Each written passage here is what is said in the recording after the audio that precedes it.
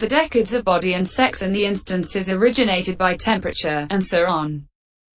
In the case of the mind door there are 54, too, with the decades of the heart basis, the body, and sex, and those instances originated by the temperature, and so on. Discerning all that materiality, he attributes the three characteristics to it thus. The materiality occurring in the eye door ceases there without reaching the ear door.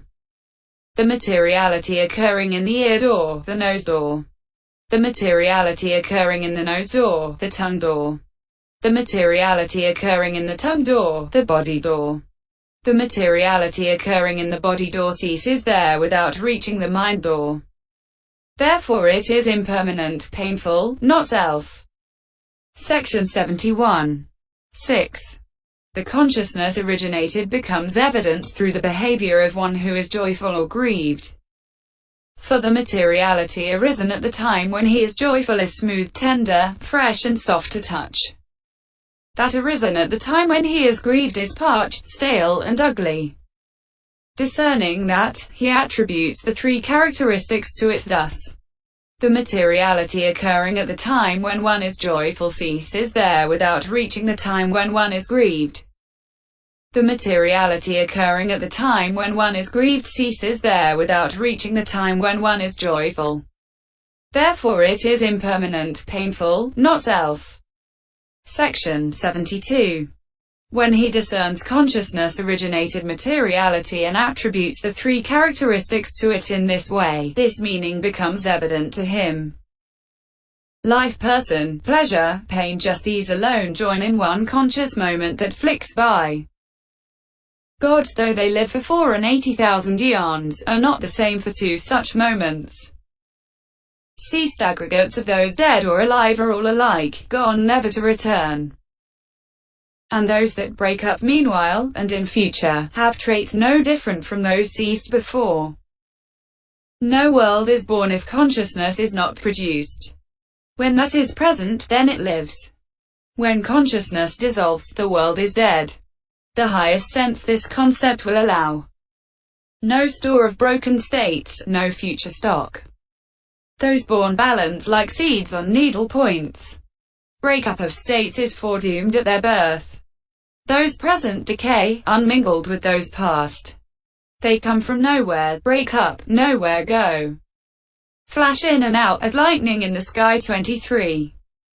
Nidai 42. Section 73. 7. Having attributed the three characteristics to that arising from nutriment, etc. He again attributes the three characteristics to natural materiality. Natural materiality is a name for external materiality that is not bound up with faculties and arises along with the eon of world expansion. For example, iron, copper, tin, lead, gold, silver, pearl, gem, beryl, conch shell, marble, coral, ruby, opal, soil, stone, rock, grass, tree, creeper, and so on. See Viv 83. That becomes evident to him by means of an Asoka tree shoot. Section 74. For that to begin with is pale pink. Then in 2 or 3 days it becomes dense red, again in 2 or 3 days it becomes dull red, next brown, the color of a tender mango shoot. Next the color of a growing shoot. Next the color of pale leaves. Next the color of dark green leaves. After it has become the color of dark green leaves. As it follows out the successive stages of such material continuity, it eventually becomes withered foliage, and at the end of the year it breaks loose from its stem and falls off. Section 75. Discerning that, he attributes the three characteristics to it thus. The materiality occurring when it is pale pink ceases there without reaching the time when it is dense red. The materiality occurring when it is dense red, dull red. The materiality occurring when it is dull red, the color of a tender mango shoot. The materiality occurring when it is the color of a tender mango shoot. The color of a growing shoot. The materiality occurring when it is the color of a growing shoot, the color of pale green leaves. The materiality occurring when it is the color of pale green leaves, the color of dark green leaves. the materiality occurring when it is the color of dark green leaves, the time when it is withered foliage. The materiality occurring when it is withered foliage ceases there without reaching the time when it breaks loose from its stem and falls off. Therefore it is impermanent, painful, not self. He comprehends all natural materiality in this way. This is how, firstly, he comprehends formations by attributing the three characteristics to them by means of the material septad. The immaterial septad. Section 76. The headings of what was called above the immaterial septad are these: by groups, by pairs, by moments, by series, by removal of false view, by abolition of conceit, by ending of attachment. Section 77. 1. Herein, by groups means the states belonging to the contact pentad.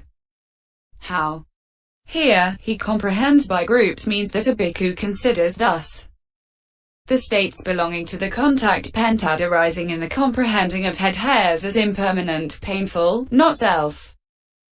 The states belonging to the contact pentad arising in the comprehending of body hairs as, in the contemplation of brain as impermanent, painful, not self. All these states disintegrate section by section, term by term, like crackling sesame seeds put into a hot pan, each without reaching the next.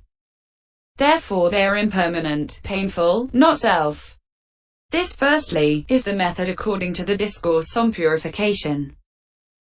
Section 78. According to the Discourse on the Noble One's Heritages. However, he is said to comprehend by groups when by means of a subsequent consciousness he comprehends as impermanent, painful, not self that consciousness which occurred comprehending materiality as impermanent, painful, not self in the 7 instances of the material septad given above. As this method is more suitable, we shall therefore confine ourselves to it in explaining the rest. Section 79. 2. By pairs. After the bhikkhu has comprehended as impermanent, painful, not self the materiality of the taking up and putting down. F. Closing parenthesis. He comprehends that consciousness with which he was comprehending the materiality too as impermanent, painful, not self by means of a subsequent consciousness. After he has comprehended as impermanent, painful, not self the materiality of the disappearance of what grows old in each stage and that arising from nutriment, arising from temperature, karma-born, consciousness-originated and natural, he comprehends that consciousness too as impermanent, painful, not self by means of a subsequent consciousness. In this way he is said to comprehend by pairs. Section 80. 3. By moments. After the bhikkhu has comprehended as impermanent, painful, not self the materiality of the taking up and putting down, he comprehends that first consciousness with which he was comprehending the materiality as impermanent, painful, not self by means of a second consciousness, and that second consciousness by means of a third, and the third by means of a fourth, and the fourth by means of a fifth, and that too he comprehends as impermanent, painful, not self. After he has comprehended as impermanent, painful, not self the materiality of disappearance of what grows old in each stage and that arising from nutriment, arising from temperature, karma-born, consciousness-originated and natural, he comprehends that first consciousness as impermanent, painful, not self by means of a second consciousness, and that second consciousness by means of a third, and the third by means of a fourth, and the fourth by means of a fifth, and that too he comprehends as impermanent, painful, not self. Comprehending thus 4 consciousnesses from each discerning of materiality he is said to comprehend by moments. Section 81. 4. By series. After he has comprehended as impermanent, painful, not self the materiality of the taking up and putting down, he comprehends that first consciousness as impermanent, painful, not self by means of a second consciousness, and the second by means of a third, and the third by means of a fourth, and the 10th by means of an 11th, and that too he comprehends as impermanent, painful, not self. after he has comprehended as impermanent, painful, not self, the materiality of the disappearance of what grows old in each stage, and that arising from nutriment, arising from temperature, karma-born, consciousness-originated and natural. He comprehends that consciousness as impermanent, painful, not self, by means of a second consciousness, and the second by means of a third, and the 10th by means of an 11th, and that too he comprehends as impermanent, painful, not self. It would be possible to go on comprehending it in this way with serial insight even for a whole day. But both the material meditation subject and the immaterial meditation subject become familiar when the comprehending is taken as far as the 10th consciousness. That is why it is said that it can be stopped at the 10th. It is when he comprehends in this way that he is said to comprehend by series. Section 82. 5. By removal of false view. 6. By abolition of conceit. 7. By ending of attachment. There is no individual method for any of these three. But when he has discerned this materiality as described above and this immateriality as described here, then he sees that there is no living being over and above the material and the immaterial. As soon as he no longer sees a being, the perception of a being is removed.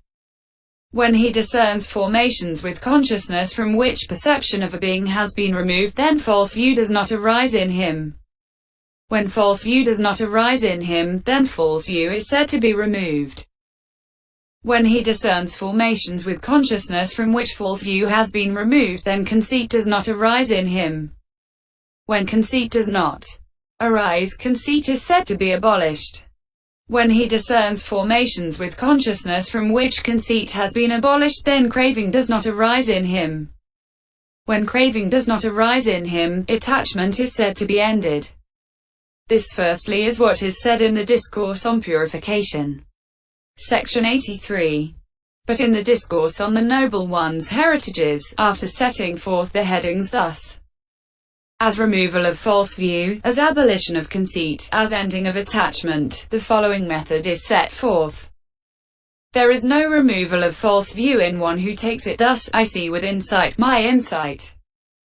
There is removal of false view in one who takes it thus: only formations see formations with insight, comprehend, define, discern, and delimit them. There is no abolition of conceit in one who takes it thus: I see thoroughly with insight, I see well with insight. There is abolition of conceit in one who takes it thus: only formations see formations with insight, comprehend, define, discern, and delimit them. There is no ending of attachment in one who is pleased with insight, thus, I am able to see with insight. There is ending of attachment in one who takes it thus: only formations see formations with insight, comprehend, define, discern, and delimit them. Section 84. There is removal of false view in one who sees thus: if formations were self, it would be right to take them as self. But being not self, they are taken as self. Therefore they are not self, in the sense of no power being exercisable over them. They are impermanent in the sense of non-existence after having come to be. They are painful in the sense of oppression by rise and fall. Section 85. There is abolition of conceit in one who sees thus: if formations were permanent, it would be right to take them as permanent. But being impermanent, they are taken as permanent. Therefore they are impermanent in the sense of non-existence after having come to be. They are painful in the sense of oppression by rise and fall. They are not self, in the sense of no power being exercisable over them. Section 86. There is ending of attachment in one who sees thus: if formations were pleasant, it would be right to take them as pleasant, but being painful, they are taken as pleasant. Therefore they are